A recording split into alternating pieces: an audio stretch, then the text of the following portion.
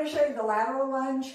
It's a little more challenging than the regular lunge, but it really, really, really works your saddlebags, which I don't know about you, but I always like to work. So first of all, if you're a beginner, don't be afraid to grab your chair. Grab a chair, it's going to make it a lot easier for you. It's also going to make it a lot safer for you. So when you're doing that, again, you want to be about hip distance apart. I can show you over here. Be about hip distance apart, and you're going to take one leg and you're going to go to the side.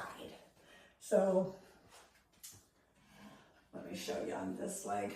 Get my chair out of the way so you can at least see it. So start out.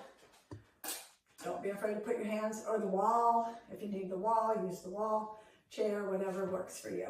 So you just want to take this leg out and you're going to go down. This leg will remain straight. This one will bend. I'm going to go down, push off this leg and come back.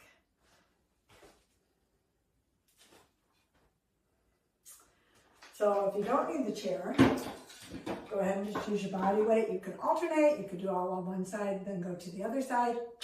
You do you. Go down.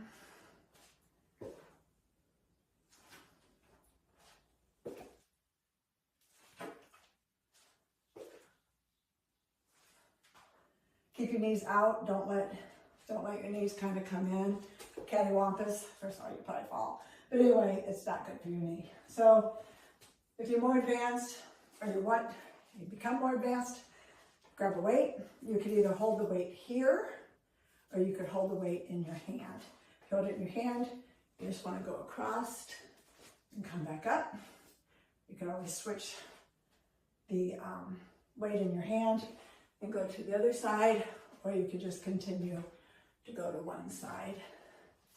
If you use it up here, you just want to go over, come back, go over, come back. And again, do whatever works and is comfortable for you to do. And that is